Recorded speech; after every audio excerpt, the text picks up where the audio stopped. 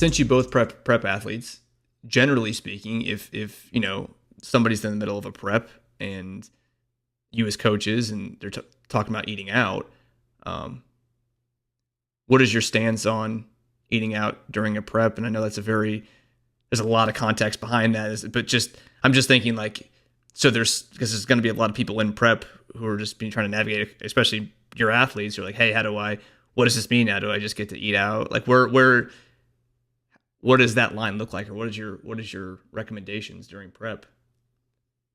Man, that's so context dependent.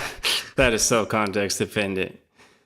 Cause like you have to look at like how skilled the athlete is. Like, they're advanced bodybuilder, they're intermediate, they're beginner. What phase of prep are we in? So if we have a beginner and it's closer to a show, I might be a little less, I'm probably a little more reluctant, I should say, to like give them free reign to eat out, let's say once a week.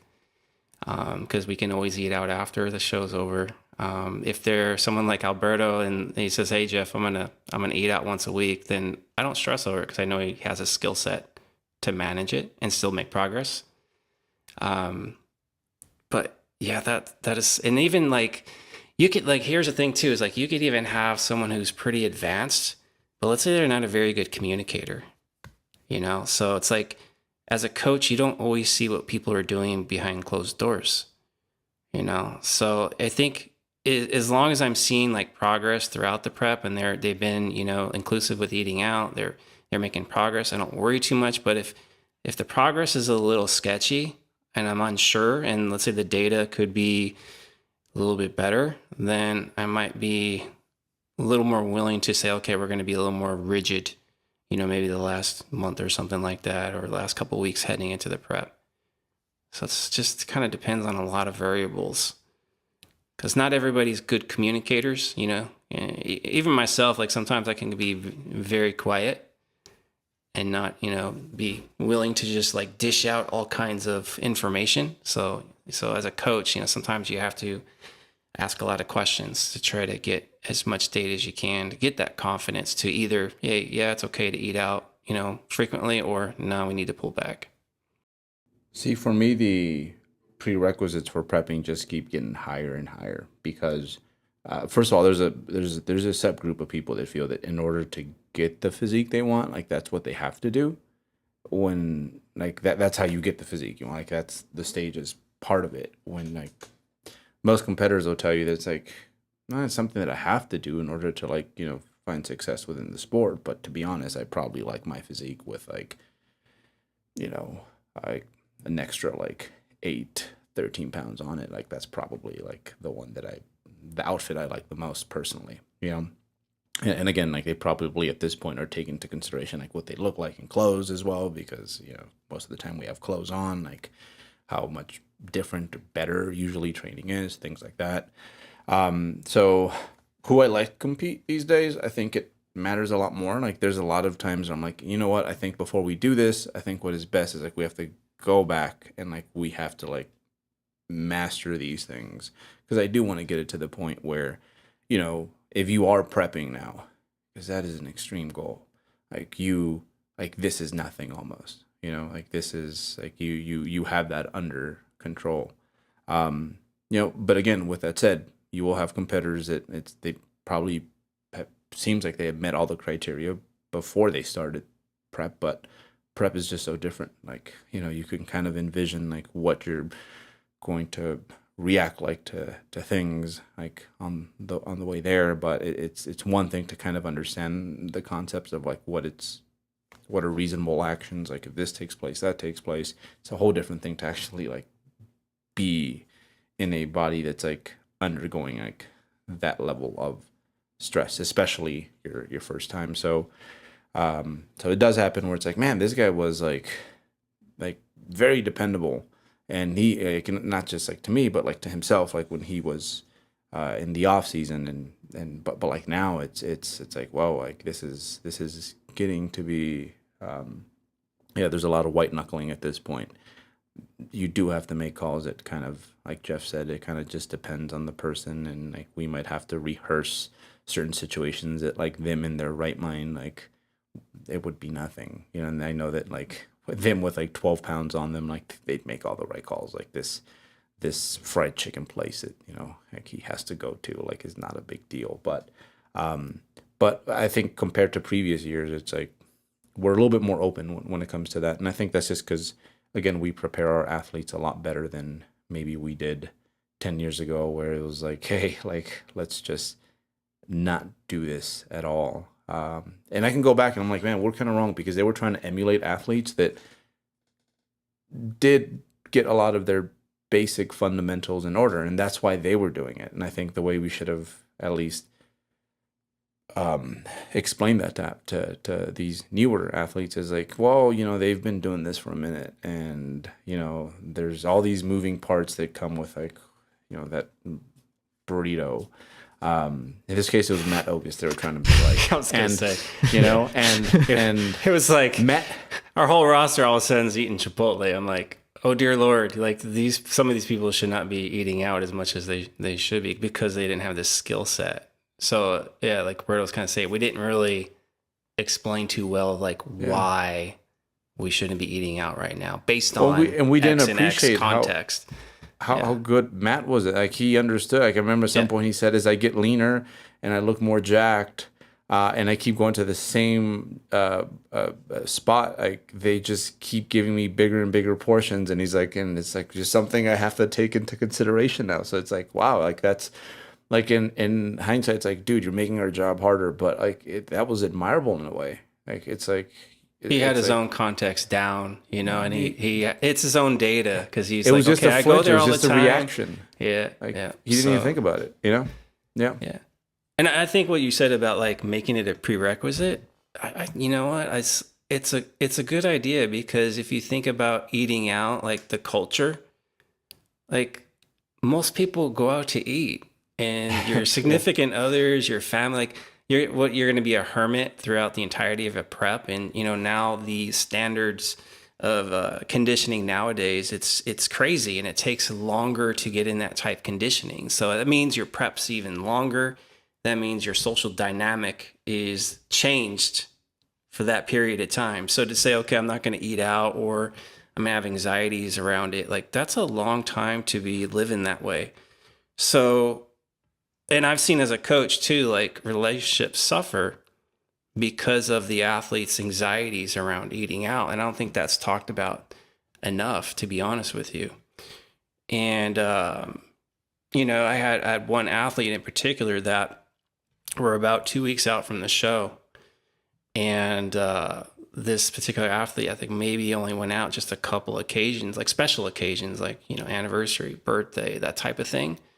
But we're talking like a, you know, 9, 10, 11-month ordeal here, where this person's only going out to eat once or twice, maybe 3 times at most.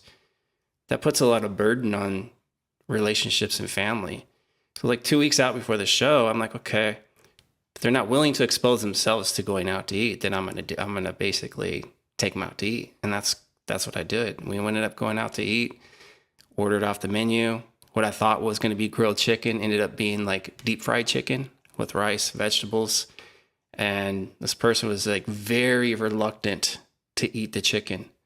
And we're 2 weeks out from a show. In back of my mind, I'm like, okay, nothing's going to happen from eating this chicken, because all we have to do, if needed, is just lower calories down later on in the day or something like that. It's just pretty easy. But for them, it was like a big ordeal. The anxiety levels were just crazy high. So, I mean, it's not like I forced them to eat it, but I really encouraged it. And and that's what ended up happening was ate the meal. And of course, the next morning, you know, you go to take the shirt off. Okay, what we looking like? And it's like, okay, we still look like we did yesterday. We're still pretty shredded. We're pretty peeled. So nothing bad happened from it, but it's actually just getting that person in that environment, exposing to it, to try to kind of break through. Because, you know, as a coach, if you're taking someone through a prep, which is like you said, Berto, it's pretty extreme. You know, you're transforming your body, you're changing like social dynamics, you're impacting the people around you. Like, it's important to, you know, have these skills to be able to balance out prep in life and be able to have a meal out with, your better half without having anxiety around it and worrying about, okay, I'm going to destroy my physique or anything like that. And you're not fully present, when you're like that. Yeah, like you can try to be, but you're not fully present there. If you're thinking about like bodybuilding through that whole dinner, like, are you truly engaged in like real conversation with people? So to me, it's like super important that we do develop these skills as far as eating out with contest prep. And even with like, even if you're not prepping, you're just like, a recreational bodybuilder who's trying to transform their physique. I think it's important to have these skills. I'm sure you could speak to that, Steve, because you work with more recreational people. Yeah. No, and that's kind of what sparked me, I guess, wanting to have this conversation is it was just kind of the mindset of like, a lot of people's like, if I ever eat out, it's a failure automatically. And then just trying to bring it back to that longer term picture of like, hey, like, is your plan literally to never eat out again? Or because like realistically, that's not even realistic when you think, because like you're gonna move, you're gonna travel, like things are gonna happen. We're gonna need to have that skill set. So yeah, I think just that getting in that mindset of eating out is a part of life. And that it requires a certain set of skills, like we've talked about this whole podcast, and that those skills take practice to develop. But yeah, just kind of, I don't know. And like you guys were saying, like, depending, there's a lot of context around when somebody's in a prep, whether how much you let them eat out and things like that, where if anything, that gives more credence to practicing in the off season. This way, when prep comes around, they'll be in a better position where they can eat out more frequently and still stay on track. When I think even if you want to be that dude that's like super, like I won't break, I'm the exception, I can like prep like this forever. Like the people who are the least flexible, who are the least dynamic at the end, those are the hardest peakers because something always goes off, not according to plan, like come peak week, usually at the show, right? Like those are the people whose insides are just like spinning at like 100 miles per hour. And it's like, you just somehow spilled yourself over just like through all these stress responses that are like going on. And it's so it's important. It is important that like I don't think you've mastered bodybuilding if little things like this that seem like they don't matter. If you haven't done that, it's like you're never going to be the ultimate version of yourself, which is crazy that it's like this is tied in with like having, I don't know, like dinner dates with your significant other or being able to enjoy a wedding. I don't know, but yeah. And I would go. I was gonna say, how many times have you guys seen, whether it's contest preppers or not, like how many times do you guys see who's just like, oh, I have this hardcore mentality. I'm just gonna be super restricted. And I'm gonna be hardcore about it. And then once that goal's done, like then they really go out to eat. It's like now I'm going to like have a pizza every single night. So I did that like for like 4 or 5 days after a show back in the early 2000s. I was hitting Little Caesars up every night and having a large pizza on top of all my normal foods that I eat post show. So I was gaining like 15, 20 pounds in a week. And then again, the extreme behaviors. It's just huge swings. So you guys have probably seen that as well. You could only hide so many things underneath your bed, man. Like that's like legit what that is. You know? Peanut butter jar. The peanut butter jar. Well, like I mean, in a metaphorical sense, it's like I'm just like putting this baggage away. I'll deal with this later, and then like you found out, Jeff, like it all comes out as opposed to like, hey, let me do something with you that's like reasonable, you know, right? Yeah. I didn't eat at restaurants the entire prep, but now all of a sudden the first week I've eaten at like 20 different restaurants for each meal. I'm having a restaurant, and now the calories are like way up there.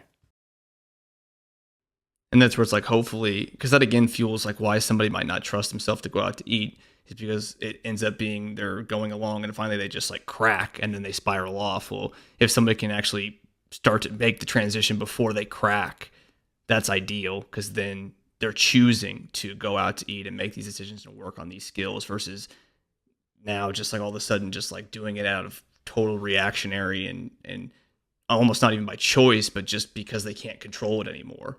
Or if it's a choice and they're choosing to do it, it feels a lot better.